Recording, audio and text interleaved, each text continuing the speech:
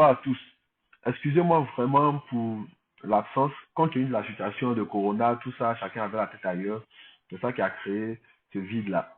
J'espère que vous allez bien. Merci à tous ceux qui m'ont toujours laissé des messages sur WhatsApp, sur Messenger, qui m'ont toujours laissé des préoccupations. Nous sommes entretenus, on a toujours trouvé des solutions. Donc, on va reprendre nos séances d'explication.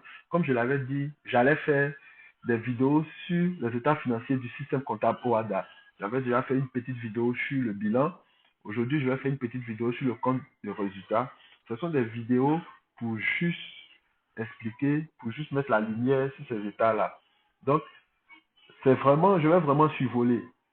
S'il y a lieu de faire une vidéo approfondie avec vos préoccupations, vos questions, je vais faire une nouvelle vidéo bien approfondie. Mais là, c'est juste pour que chacun ait une idée de quoi on parle.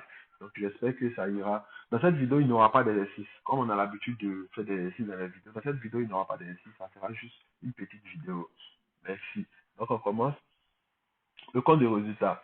Le compte de résultat est un document de synthèse obligatoire qui fait l'inventaire des charges et des produits de l'entreprise et engage le résultat positif ou négatif de la période considérée. C'est quoi la notion de charge en comptabilité? Les charges. Les emplois définitifs ou consommation de valeur décaissée ou à décaisser par l'entreprise conduisant à l'appauvrissement. Produits. Les sommes ou valeurs reçues ou à recevoir par l'entreprise conduisant à un enrichissement de l'entreprise. Donc ici, il y a la notion de période. Le compte de résultat concerne une période bien déterminée. Contrairement au bilan qui retrace la vie de l'entreprise, le bilan, qui est un document financier, qui est un document aussi de synthèse, mais qui lui retrace la vie de l'entreprise. Contrairement à lui, le compte de résultats concerne seulement une période bien déterminée. Une période bien déterminée. Une période bien déterminée. Donc, le bilan est une continuité, mais le compte de résultats n'est pas une continuité. Le compte de résultats est remis à zéro à chaque fin d'exercice. Quand la période déterminée passe, on remet le compte de résultat à zéro et on commence une nouvelle période.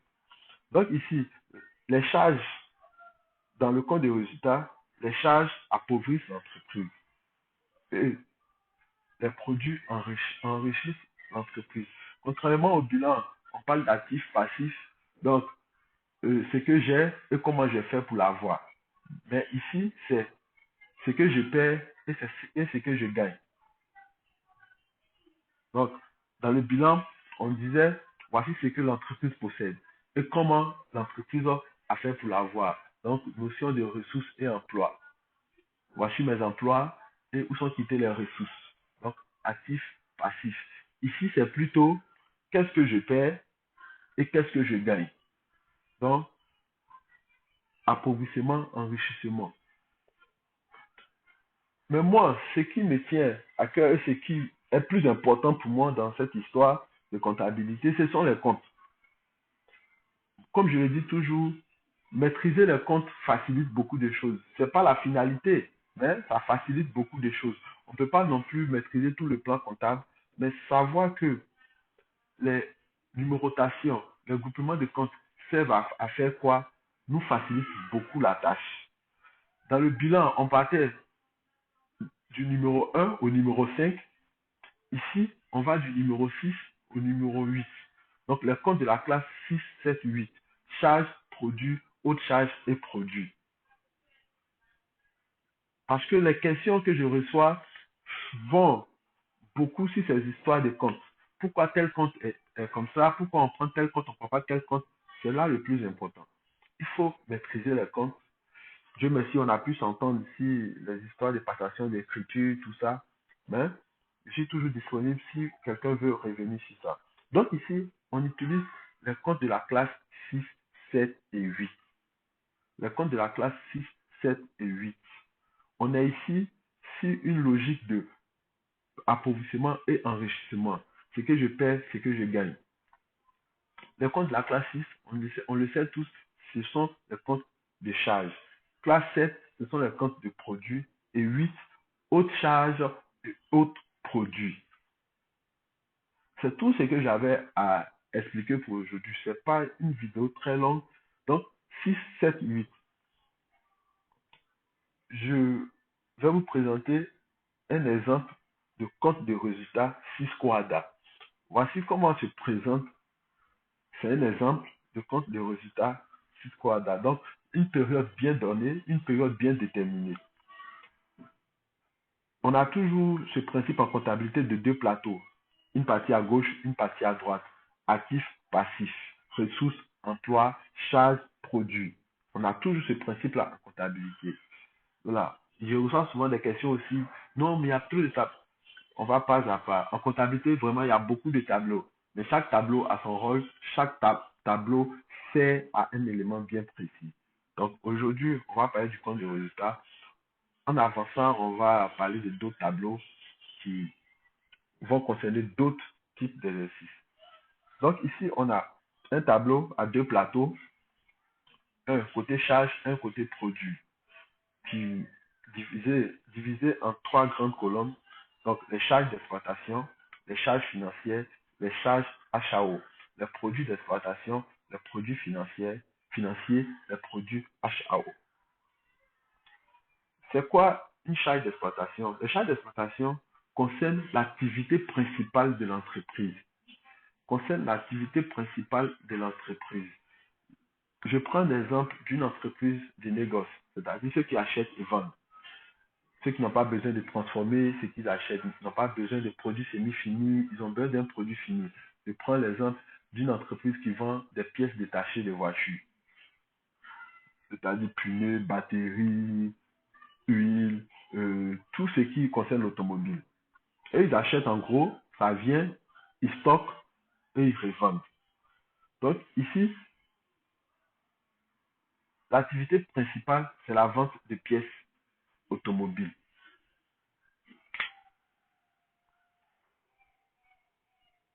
J'espère que vous suivez cela. Maintenant, nous avons les charges financières. Les charges financières sont des charges de la classe 6.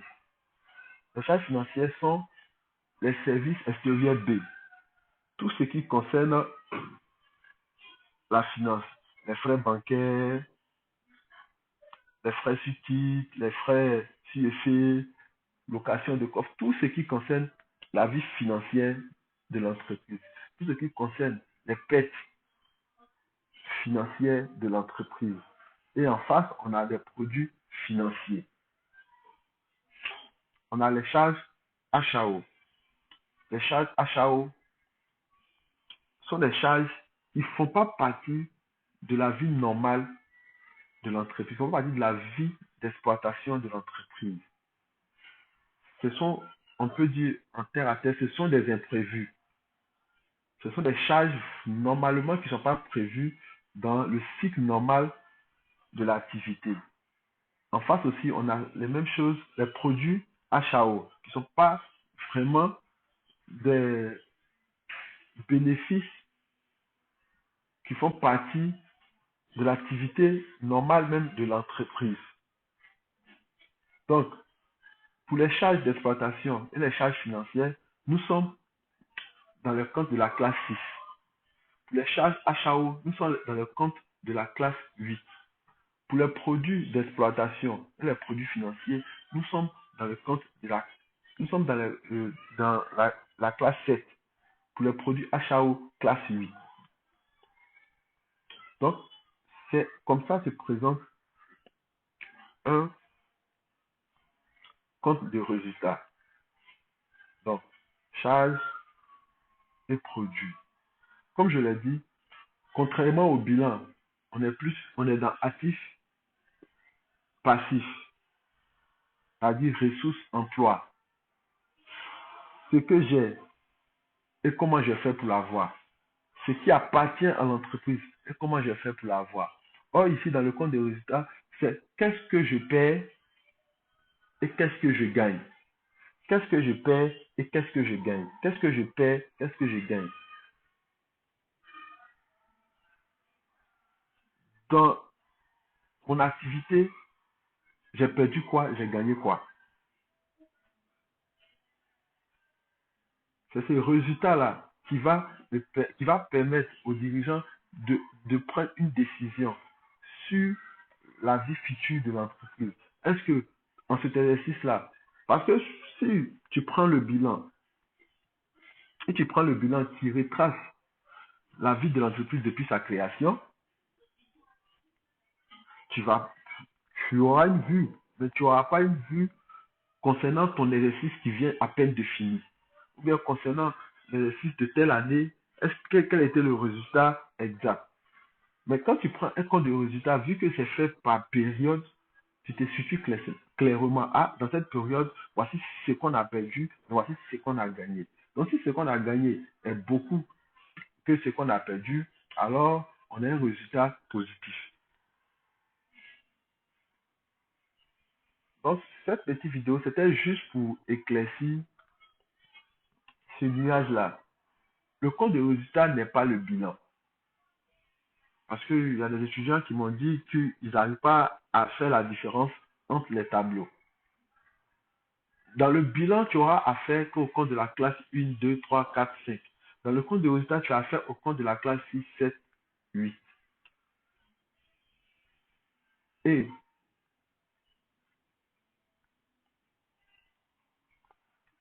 mais il y a une chose, cette colonne vide que j'ai laissée ici.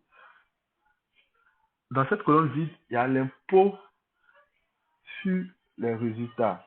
Parce que l'impôt sur les résultats concerne la période et c'est une charge. L'impôt sur les résultats. C'est une charge de la période. Parce que dans ta période, tu, tu as mené ton activité, tu as perdu, tu as gagné, tu as perdu, tu as gagné, tu as perdu, tu as gagné, tu as perdu, tu as gagné. À la fin, il y a un résultat qui est là. Si ton résultat est positif, la loi dit que tu dois payer un impôt sur les résultats. Donc l'impôt sur le résultat, c'est quelque chose que tu paies de ce que tu avais gagné. Donc, ça devient une charge pour toi. Ça devient une charge pour toi. Donc, c'est la sommation de tout ça qu'on met ici. La sommation de tout ça qu'on met ici. La différence donne le résultat d'exploitation. Donc, on a le résultat. Ça peut être négatif ou ça peut être négatif. Ça peut être négatif ou ça peut être positif. Mais pour des analyses plus poussées, on cherche aussi les résultats par colonne. C'est-à-dire entre charge d'exploitation et produit d'exploitation, entre charge financière et produit financier, entre charge HAO et produit HAO, pour pouvoir encore avoir une visibilité, pour pouvoir prendre une décision plus nette. Parce que à la fin, on a fini, on a un résultat net. Ok, c'est bénéficiaire. Mais qu'est-ce qui a fait qu'on a perdu plus dans la période? Ça peut être des charges financières qui ont fait qu'on a perdu. Peut-être on a eu trop de charges financières, mais on n'a pas eu trop de produits financiers. Donc, comment faire pour y remédier pour l'exercice précédent? C'est le compte des résultats qui peut te permettre d'avoir ça. C'est pas le bilan. Tu as des charges. Est-ce que les charges d'exploitation étaient plus élevées que les produits d'exploitation? C'est le compte des résultats qui va te permettre de faire cette analyse pour prendre une décision pour l'exercice qui va suivre. Est-ce que les charges hors activité, c'est pas ça qui nous a créé plus de problèmes? C'est grâce au compte de résultats que tu peux te situer pour prendre une décision. Donc, c'est ce que j'avais un peu à dire sur le compte de résultats. Donc, le compte de résultats n'est pas le bilan. Le compte de résultats est un tableau de synthèse qui nous permet de voir, de faire ressortir clairement la différence entre ce qu'on a perdu et ce qu'on a gagné. Donc, c'est un tableau de synthèse qui nous donne une visibilité sur les gains et les pertes de l'exercice qui vient juste de s'achever. Donc, le compte de résultat n'est pas le bilan. Le compte de résultat est un document de synthèse, tout comme le bilan. Le compte de résultat fait partie des états financiers du système comptable OADA. Le compte de résultat concerne les comptes 6, 7, 8. Et le bilan concerne les comptes 1, 2, 3, 4, 5. Donc, c'était un peu ça l'explication que j'avais à donner. Comme je l'ai dit, dans cette explication, il n'y aura pas d'exercice. Il n'y aura pas d'exercice, c'est juste, même le TAFI, on va le faire après. Le TAFI, on va le faire après. Le TAFI, on va le faire après. Ça concerne les ressources et emplois. On va le faire après, mais il n'y aura pas aussi d'exercice dessus. Ce sont vos préoccupations. Parce que, comme je l'ai dit, je l'ai juste survolé. Donc, c'est selon vos préoccupations, selon les inquiétudes. S'il y a lieu d'approfondir, on va approfondir. S'il n'y a pas lieu d'approfondir, on passe. On va partir sur d'autres explications qui nous donneront lieu de faire de l'exercice. Donc, merci d'avoir écouté jusqu'à la fin et à la prochaine. Dieu nous bénisse.